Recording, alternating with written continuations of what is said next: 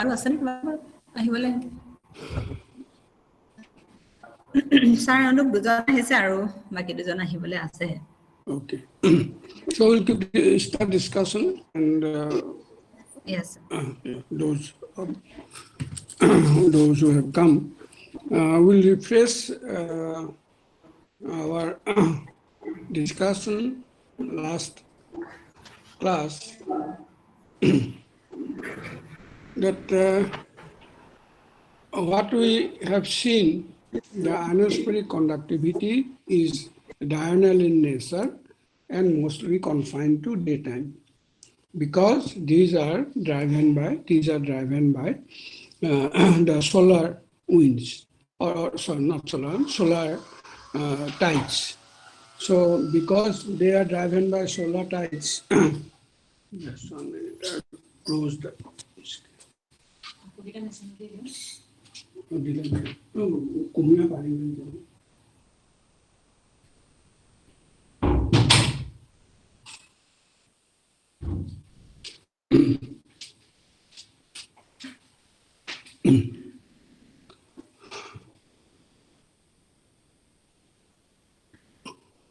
But I have also, or we have also discussed that you can have both diurnal and semi-diurnal amplitudes or semi-diurnal variation in the conductivity, because the tides themselves are mostly diurnal, but there will also be a semi-diurnal component. Okay, so just 1 minute.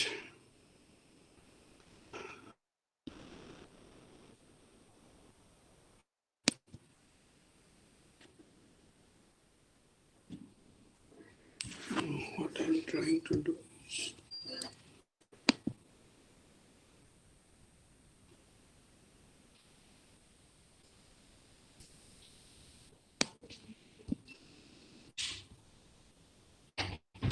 okay.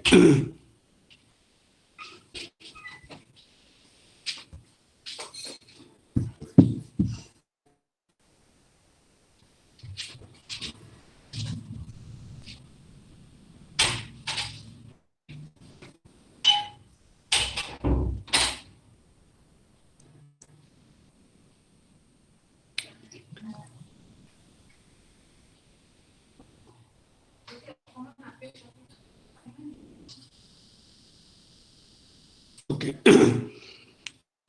I was here. Okay, so what happens when the diurnal and semi-diurnal tides impact upon the ionosphere? We have the conductivity also having these diurnal and semi-diurnal amplitudes. Okay, but or semi-diurnal variations. Semi-diurnal means twice in a day, and diurnal in a day. So the combined effect of the both diurnal and semi-diurnal variations or winds result in a diurnal electric field at low latitudes and a combination of diurnal and semi-diurnal pattern at high latitudes. So at mostly at low latitudes, the pattern, the electric field pattern will be diurnal in nature, whereas at mid latitudes or higher latitudes, we may have both diurnal and semi-diurnal pattern. Okay, then because these ions are carried by tidal winds, we already know that the electrons in the E region or near the within the E region will be influenced by the magnetic field, whereas your ions will be affected by the tidal winds. So there is a such separation, and therefore the E region itself forms a .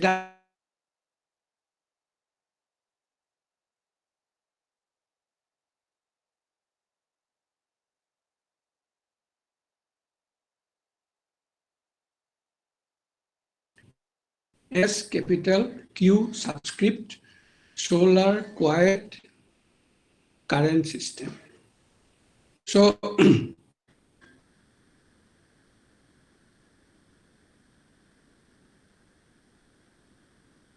otherwise active when there are no solar flares, when there are no CMEs, then you can have a, or not you, but there will be a solar quiet current system. It is always present. The SQ current system is always present. I would like to add that these are in opposite directions in the northern and southern hemisphere. The solar SQ current systems are opposite in direction. They are kind of a circular in motion, and they will be in opposite direction. If it is anti-clockwise in the northern hemisphere, then it will be clockwise in the southern hemisphere. Okay. So the electric field created from this current system is generally directed eastward during the day, from dawn to dusk. From dawn to dusk, the electric field will always be eastward. That means flowing from west to east. Flowing from west to east. And in the equatorial and low latitude region. Okay. So this eastward or zonal, eastward means, as we have already mentioned, or we already know, that east-west is zonal, north-south is meridional. So this zonal electric field contributes significantly in various equatorial processes like equatorial electrode and equatorial ionization anomaly. This east-west electric field flowing from west to east during the daytime and from east to west during the nighttime. These are normal behavior. We are not talking about special circumstances like what happens when you have a storm, geomagnetic storm. We are not talking about those behavior. We are talking about things which normally happen. Normally, during the day, you have an electric field flowing from west to east because of this current system, and this electric field produces this current system, and this eastward electric field contributes significantly because now it is eastward, flowing from west to east during the day. During the night, it will be from east to west, but it is flowing east to west. That means zonal. Therefore, it is perpendicular to the magnetic field. So you have the magnetic and electric field in perpendicular planes. Okay. So any charged particle there will be hit by both the electric and magnetic fields. And as a result, what happens? You have different special phenomena like EJ or EIA. So let me now go to the F region, okay? So in the F region, the main driving force is the thermospheric wind system that is produced by variations in pressure due to solar EUV heating. This already we know because when I mentioned yesterday that this solar tides will be produced at different heights because of different absorptions. At lower heights means within the troposphere, it will be the absorption by the water molecules. In the stratosphere, it will be due to absorption by ozone, and in the thermosphere, it will be due to absorption by the neutral molecules, oxygen and nitrogen. So this will create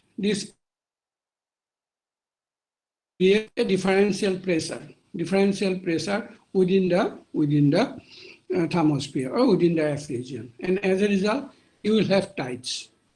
you will have tides, okay? So this horizontal thermospheric winds set in motion the charged particles across geomagnetic field lines produces the Ephesian dynamo current, okay? Now, normally we know that the charged particles within a magnetic field are supposed to move along the magnetic field lines, okay? But when they are driven by winds or when they are driven by force sufficiently strong with respect to the force along the magnetic field lines, then they will also cross from one field line to another field line in the east-west or zonal direction. So that is what happens. That is what happens when you have these thermospheric winds pushing the charged particles across the geomagnetic field lines. So as a result, the Ephesian dynamo is created. Okay, Ephesian dynamo is created due to the motion of the charged particles across the geomagnetic field lines because of the horizontal thermospheric winds. Okay, so during daytime, the polarization electric fields arising from this dynamo, Ephesian dynamo, are short-circuited by large integrated E-region Peterson conductivity, which is higher than the F-region conductivity. I had shown you one figure of the vertical distribution of these conductivities, and we know that in the E region, the Peterson conductivity is higher compared to what it is in the F region.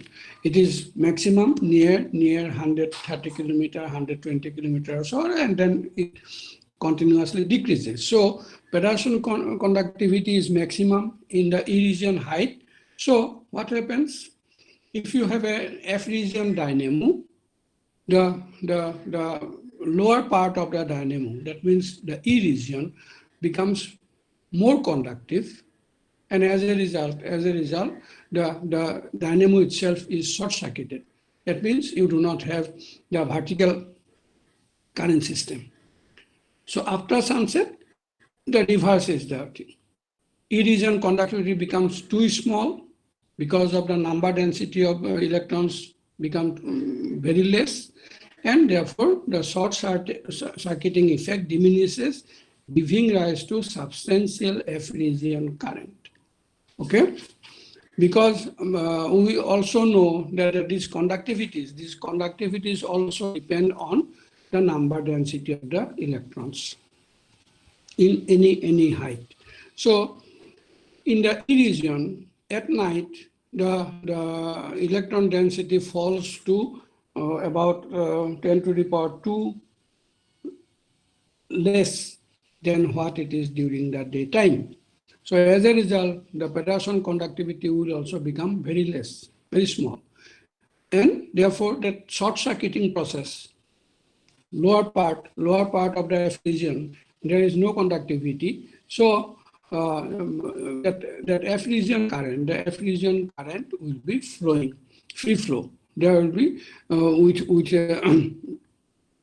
with increased intensity. So at night, because the Peterson conductivity in the E region becomes very small, so the F region current will be substantial. You will have sufficient current in the F region. So during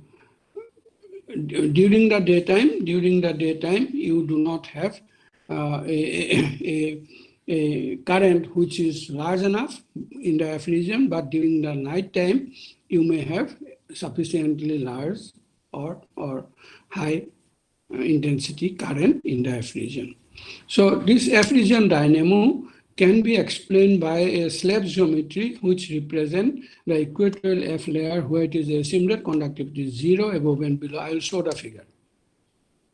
So we can assume a slab can be considered as a slab in which you have different conductivities. Let me show the figure, then it will be clear.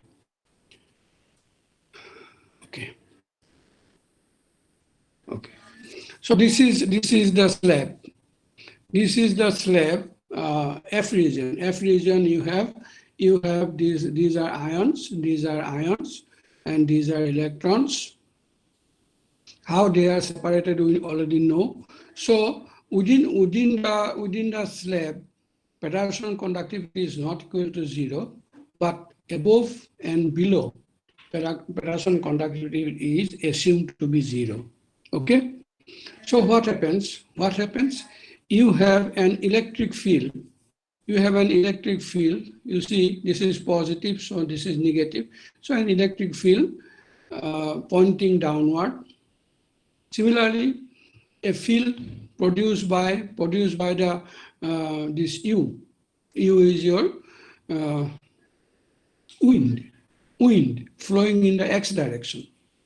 U flowing in the x direction, it may also have components. So U cross B, this is B. B is perpendicular to the plane of the board here, plane in which we are showing the picture.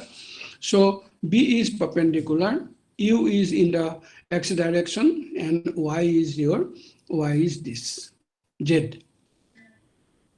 So here, because of this E and U cross B, this we will see that when sigma P is not equal to 0, there is no current. There won't be any current. These two are opposite and supposed to be nearly equal, and we will get a drift VE cross B divided by B square. This is the drift. This is the drift of the charged particles here. The drift of the charged particles within this. Okay. Now here, what is shown in the figure is here. The Peterson conductivity is finite inside the slab and 0 on top and bottom. These are assumptions, okay? So constant zonal wind result in build-up of vertical polarization electric field at F region. Zonal wind, the wind is flowing, so wind is flowing, and therefore it is pushing the ions and electrons to or separating the ions and electrons. So the ions are at the top, electrons are at the bottom, gravitational force is also there. So you have a vertical polarization electric field at the F region. This produces a vertically downward field, that is that EZ we have shown, and this is equal to minus UB, U cross B. So EZ is equal to minus U cross B, this is negative. The electric field downward is equal to the electric field upward, and they are opposed to each other. Therefore, you have the zonal drift of the plasma. Zonal drift, the plasma as a whole is drifting. Okay? Drifting where? It is drifting in the same direction as the neutral wind during night time. Let's look at this. This is the drift. The plasma as a whole. We have the plasma. This is plus, this is minus. This is the boundary. This is the boundary of the slab where you have a positive charge, accumulation of positive charge, where you have an accumulation of negative charge at the lower boundary. But within this, you have the plasma. Okay, so that plasma is being forced by this horizontal drift V. This V is E cross B by B square. E is your electric field. This is downward here, E cross B. So E is the electric field. This is U, and B is perpendicular. So U and B perpendicular. So you have a V which is moving towards east. So U is also in the eastward direction, positive X.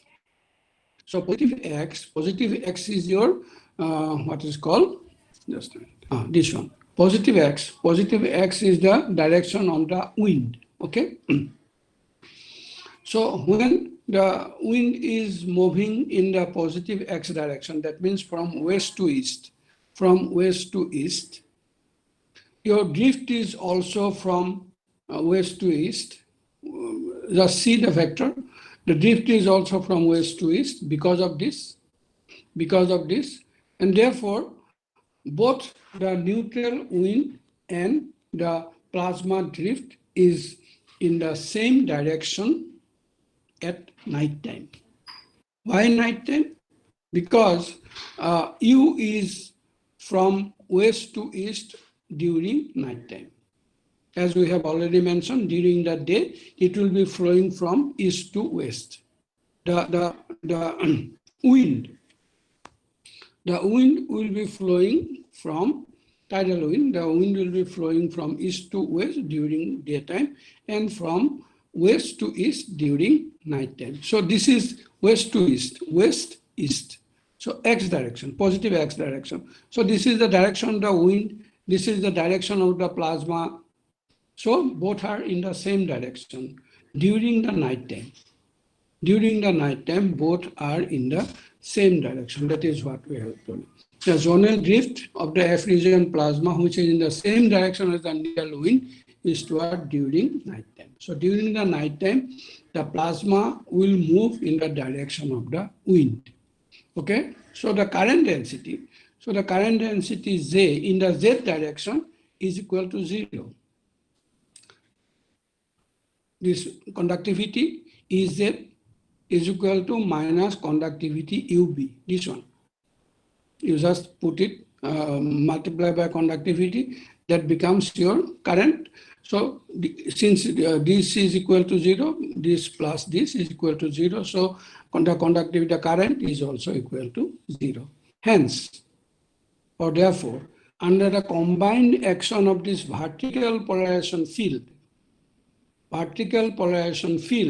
and the horizontal geometric field, the plasma drifts eastward with a speed v is equal to E cross B by B square, which is nearly equal to the neutral wind speed. This is what happens during the night time. Vertical polarization field, which is the vertical polarization field? This one.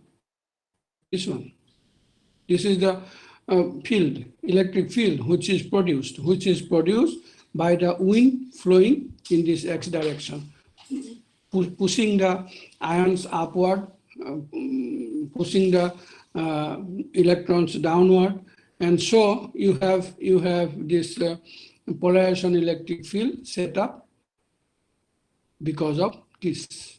Okay, so this polarization electric field and this drift, the combined effect of these two, of course, together, the polarization electric field is equal to 0. They are in opposite direction, so current is equal to 0. The fields are not equal to 0. They are in opposite direction, the fields are not equal to 0. But the combined electric field produces a current or gives you a current which is equal to 0, and so there is a drift. So there is a drift, the plasma drifts in the positive X direction, that means from west to east at night time with a velocity which is equal to, or with a speed which is equal to the speed of the neutral wind. Okay?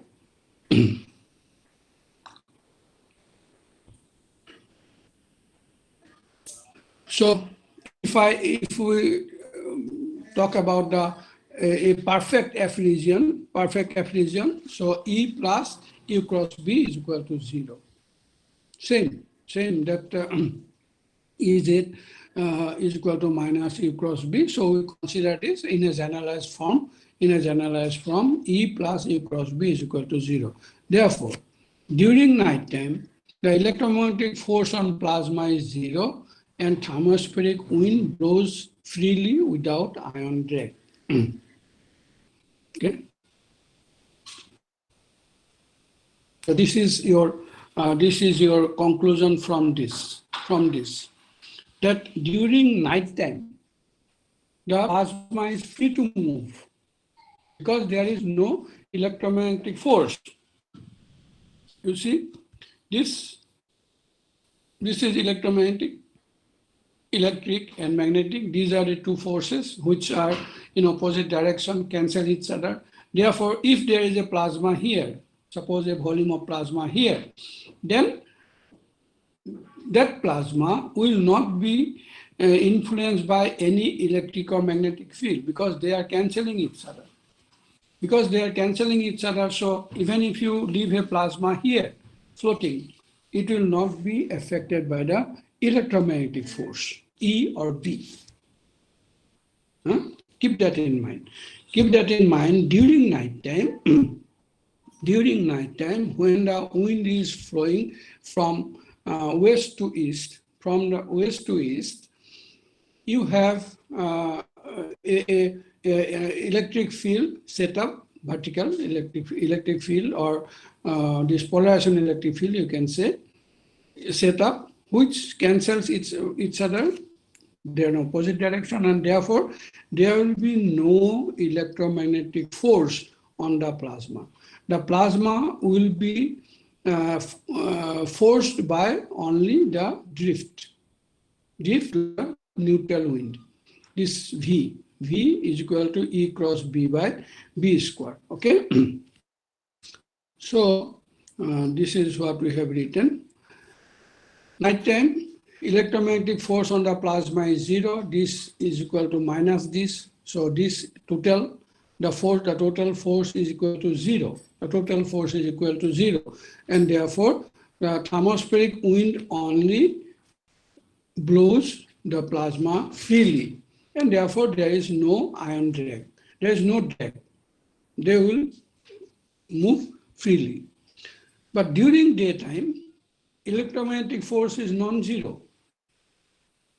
Electromagnetic force is non-zero because your wind is in the opposite direction to the direction of current. The wind will be now from east to west. In the figure, during daytime, this U will be in this direction, from east to west. So this E and U cross B, they will not cancel each other. So because of this opposite behavior of U in the opposite direction, now both will be in the same direction. So there will be a current. This electromagnetic force will not cancel. They will be in the same direction because U now is in the opposite direction, from east to west. You can visualize this magnetic field and electric field, and then the direction of the U, or you can say the wind. So when the wind is opposite in direction, this will also be opposite.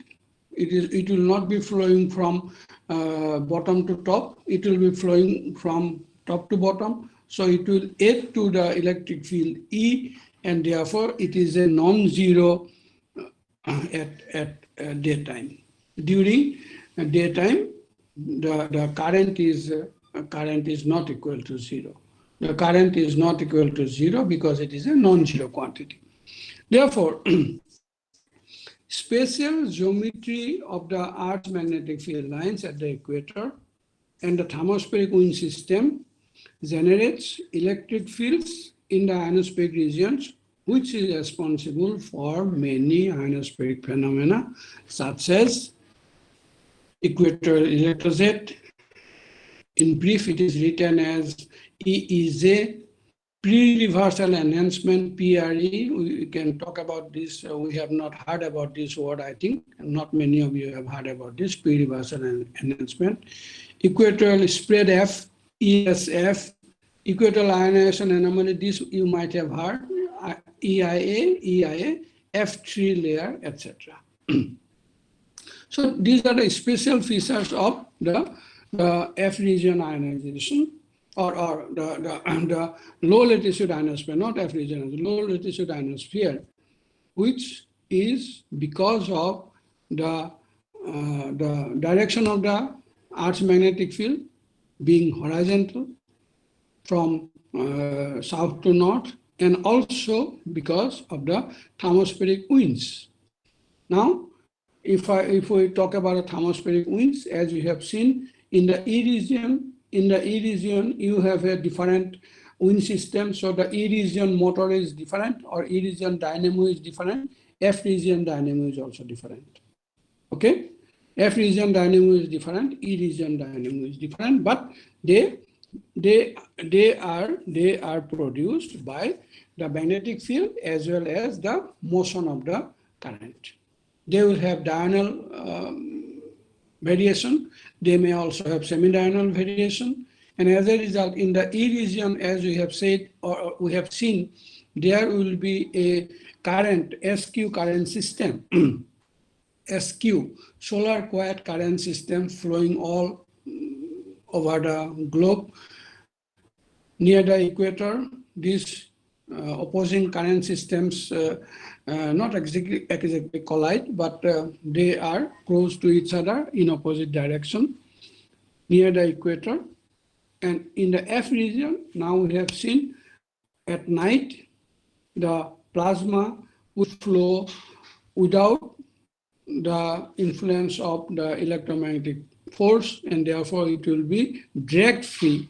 It will be kind of a free flow only under the influence of the wind, but during the daytime it is not so. It will be the magnetic field, electric field, as well as the wind. Okay. Now, if I can go to one by one. Because we may not have much time, I think I wish to complete this within this week or so, because your exams will also be coming.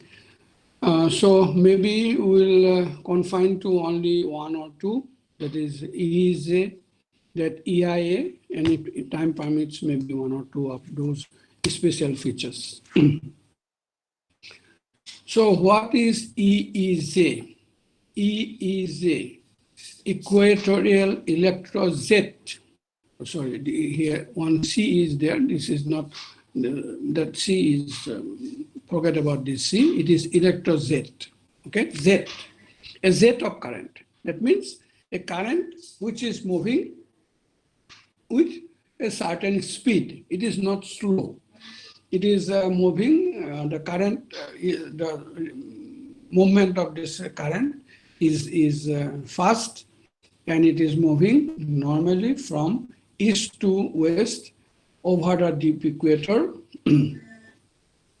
So we have to define what is the equatorial electrode. The definition is, it is an intense ionospheric current. It is a kind of sheet of current. Sheet, S-H-E-E-T, a sheet intense ionospheric current that flows east to west over the deep equator in a narrow latitudinal strip of plus minus 3 degrees within the altitude range of 100 to 110 kilometers. So within the altitude range of 100 to 110 kilometers, that is E region. That is the E region, upper E region, not lower E region, between 100 and 110 kilometers, there will be a strong jet of current, but that is limited to plus minus 3 degrees in latitude. Plus minus 3 degrees latitude near the equator should be about 300 kilometers. So within plus minus 300 kilometers, that means within a range of 600 kilometers over the equator, you will have this current system flowing east-west, and that is known as the EEZ. So as we have mentioned or already know, that EEZ is eastward during the day During the day, it flows from west to east, and during night, eastward during day and westward during night. The EEZ is kind of similar in direction to your wind direction. During the EEZ will flow eastward from west to east during the day and westward during night. But nighttime EEZ is less evident. That means the strength at night is much less. So what drives the EEZ? EEZ is driven by the E region dynamo electric field. Forget about the F region. Here, because this is equatorial electrode, it is confined to only the E region. This current system, this jet of current is confined only to the E region. It does not flow above or below. Keep that in mind. You have a current system, a strong jet of current, a strong, very strong jet of current, which is flowing within the E region, neither above nor below. And because it is driven by the E region dynamo, so it also gives rise to daily variations in the horizontal component of the Earth's magnetic field intensity recorded by ground magnetometers near the magnetic equator. Okay, this I had mentioned also, and you also know if you have a current loop, if you have a coil through which current is flowing, at the center of the coil you will have a magnetic field. The coil will produce a magnetic field perpendicular to the direction of the current at the center of the coil, okay, or along the center of the coil. So here your current is flowing over the equator. So this is a coil. This is a coil across all the Earth, all over the Earth. Okay, it is a current system. So your coil is a coil of radius, Earth radii plus 100 kilometer.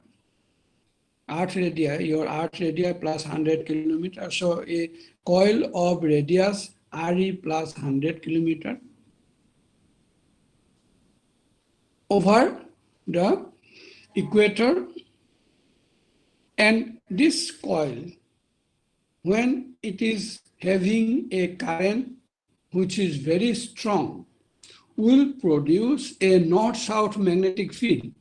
A north-south magnetic field, and therefore that north-south magnetic field will influence the already existing geomagnetic field lines or the strength of the geomagnetic field. So that E or EEZ, that E current or EEZ current will influence or will force the magnetic components to vary over the equator. At other places also it will vary, but they will vary much less because the current itself is confined to near the equator, as we have said. So your maximum influence will also be confined to near the equator. Okay, maximum influence will be confined to close to the equator.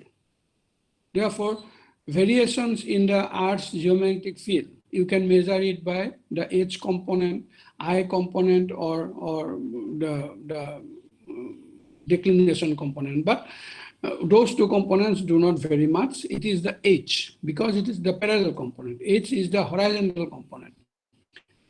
And as I have said, the current coil, the coil of current will produce a strong magnetic field horizontally across this equator from north to south. So your this horizontal magnetic field produced by the current above influences the already existing horizontal field more over the equator than at other places, because it is stronger over the equator.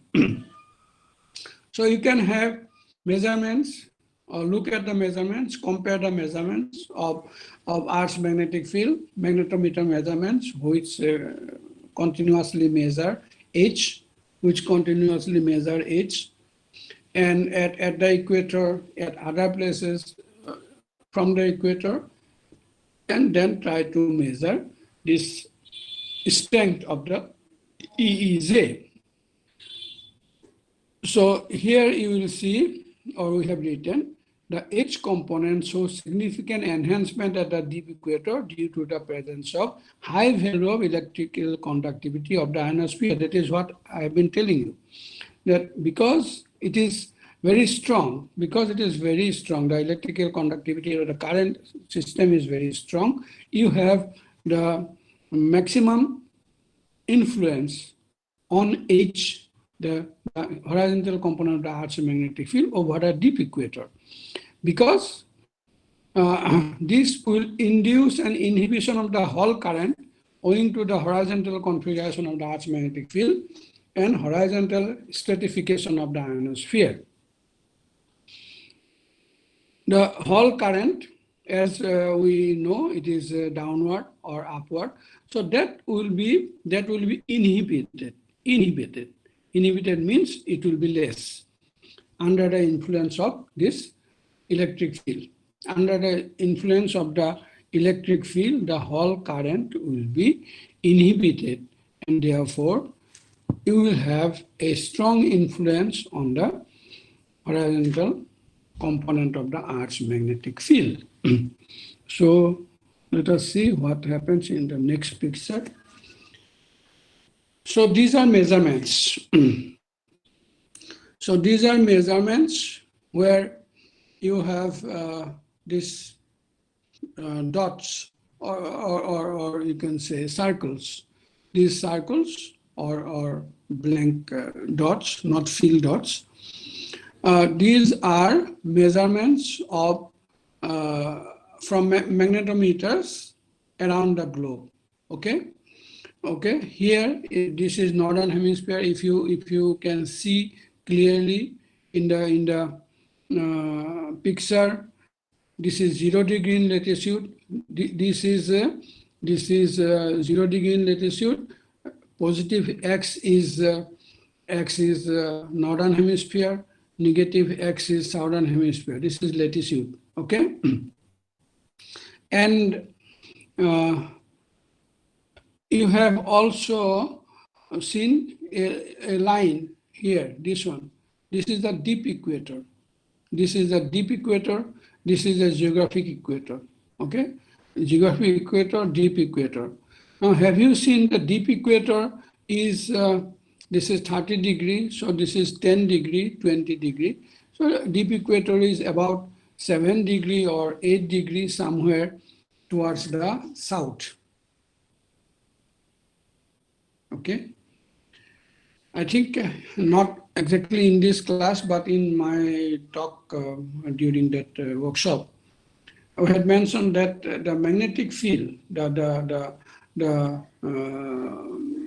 Earth's equator, the magnetic equator and the geographic equator are not aligned. Why?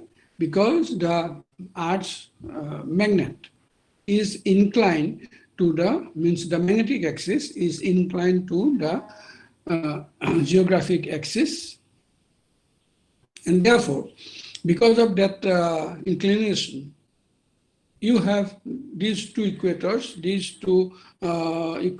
or the equatorial plane inclined to each other, and as a result, at different places on Earth, at different longitudes, we will have different equatorial, geographic equator and geomagnetic equator.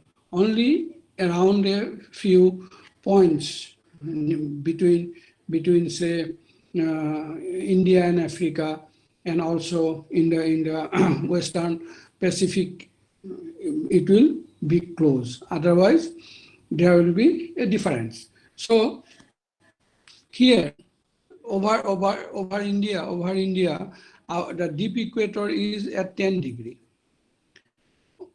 Deep equator is at 10 degree. 10 degrees Trivandrum or any place close to Trivandrum. So this our deep equator is around 10 degree here. If these measurements are in the eastern hemisphere, eastern means zero positive, zero towards positive, that means towards east, and towards west is the western hemisphere. So here, somewhere there is this deep equator is towards the south. Okay, so see the intensity of the horizontal field lines, magnetic field lines, is maximum over the deep equator. It is given in nanotesla, 200 nanotesla. Some measurements for on a day, on a particular day or so, or maybe average also. So this is the equatorial value, and as you go from the equator, it will decrease. It will decrease like this. Similarly, this is southward, and this is northward. Okay, so because your electrojet is the strongest here, and you do not have the influence of the current here, the electrojet will not affect the magnetic field at places like 30 degree or 60 degree or so. So your H will be the normal H, not under the influence of the equatorial electrojet. But here, because of the influence of the equatorial electrojet, the H field will be very, very strong. The variations in H will be more. So you have say from a zero value at about 35 degree or so, you have a value of 200 nanotesla. So at 30 degree, you have say 10 nanotesla or 20 nanotesla, and at 0 degree, you have 200 nanotesla. That means about 10 times difference. One order of magnitude different between equator and the non-equatorial locations. It comes down very quickly like this. So again, if we consider this within a slab, within the ionosphere, the E region to be a slab, then you see the same slab which we have shown for the F region. Similar, but here you will see this is the conductivity zero above and below the slab. But here it is not equal to 0. So your electric field EX, this is EX is in this direction, EZ is in the opposite direction. So your current JX, this JX in the X direction is sigma P EX plus sigma H EZ, this one. These are the vertical components. So the horizontal components will be sigma P EX. This is the vertical component, so sigma P EZ. Okay. Similarly, sigma H EX. This is your X component. So the other component is your EZ. So these two, sigma P, your Peterson conductivity into the electric field component in the X direction, Hall conductivity into the electric field in the Z direction, this one. So Jx, the current, is non-zero. This is the equatorial electrode. So here, the equations are also given. So the mechanism is explained by Kelly. I have taken it from Kelly. This is the, I think, best book which explains all this. There may be other books also, but this is okay for me and for maybe you also.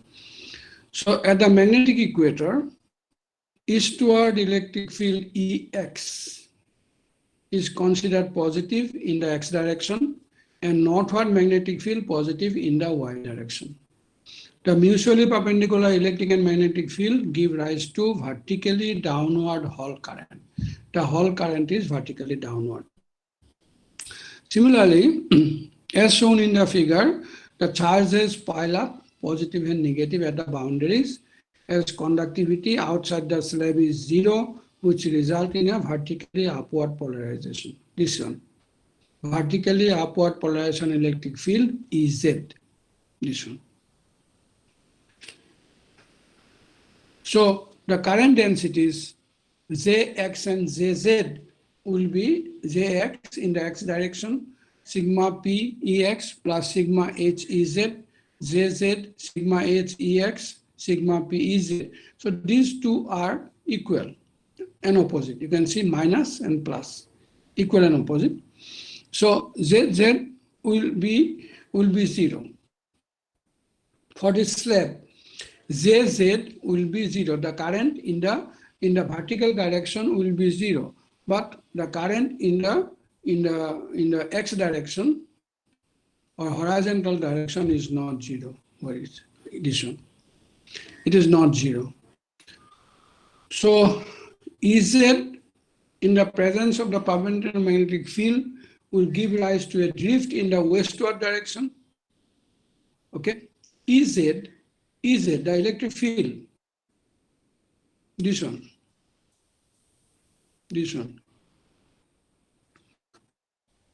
here, Ez, okay, this is Ez and you have B. E is in the direction perpendicular to B, so therefore what you will get is a drift in the westward direction. The drift will be westward. Ez upward here, and B is perpendicular to the board, so you will have a drift in the westward direction. But in the E region, as we have said, the electrons are magnetized and therefore they will move in the westward direction, causing a net eastward current. Under the influence of the magnetic field, under the influence of the magnetic field and electric field, that westward movement of the electrons will give rise to a current in the eastward direction. You know, electrons move in the opposite direction, that we know. So now the electrons are moving in the westward direction because of the drift caused by E and B. Ez and B. So when Ez and B is forcing the electrons to move westward from its original position within the slab, then you have a current flowing from west to east. So net eastward current. So in the steady state, Jz is equal to 0. So your Ez is equal to sigma H by sigma P Ex.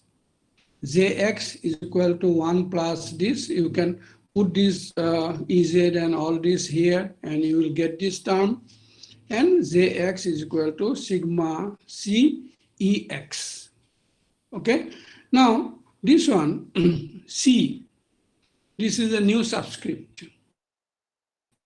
It is called the Cowling conductivity, Cowling, named after some scientist, okay, Cowling. So sigma C Cowling conductivity earlier we had Peterson conductivity, we had Hall conductivity, all named after scientists only.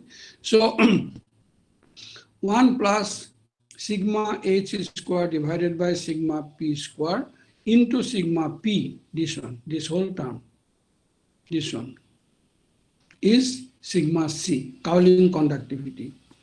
Now,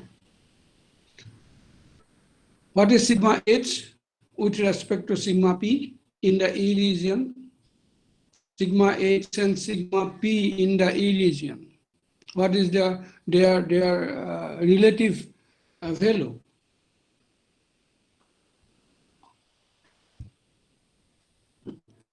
If I go back to that figure, which this one. This is your sigma h. Okay? This one. Sigma h into 10 to the power 6. The other is sigma p. Other is sigma p. So sigma h you have, because this is 10 to the power 2 and this is 10 to the power 3. So these two will have sufficient difference between sigma h and sigma p. And at 100 kilometer it is much more. You can see sigma p is very, very small. It is maybe 10, 20, 30 or 40, because these are logarithmic scales. So maybe only 20 or so. But here it is 2000 or maybe 3000 or like that. Okay. So you have one order or two orders of magnitude more here. Sigma p less than sigma h at 100 kilometer. This is more than 100 kilometer. This is above 120 or so. But at 100 kilometer, this is where we have this electrojet. Sigma p is much less. Sigma p is much less compared to sigma h. So because of that, Cowling conductivity becomes large. This one. Sigma h being large, 2 orders of magnitude more than sigma p. So here you have Ex multiplied by 100 times. Say for example, Ex will be multiplied by 100 times, will give you an Ez. Okay? So Cowling conductivity is large in the E region, and therefore you have this enhanced value of Cowling conductivity is the main contributing factor for the EEZ current in the eastward direction. So what causes the EEZ? We can say it is the current system, and this current system is produced by the difference in conductivities and also by the winds flowing across these heights. And because there is a large difference between the conductivities, Hall conductivity and Peterson conductivity in the E region at about 100 kilometer height, 110 kilometer height, we will have a very strong current in the X direction. A very strong current in the X direction. This is, you see, we have shown it, or Kelly has shown it with so many vectors like this. Very strong current, a large current, sheet of current flowing through from west to east, because of this. H is very large, so this becomes already very large, and therefore the current itself is large. That's why we get a Z of current, strong intensity current, Z flowing over. Okay, this ends today's discussion. EEZ, the equatorial electrode Z, we define, then we explain using a slab geometry and by showing the difference in conductivities and also how the polarization electric field is set up, how the wind system affects, and then you get your this. Okay. So I think we can stop here for today. Yes, sir. I was just asking to them if they have any question. Yeah. Do you have a quick question? No? I have gone a little fast. Yeah.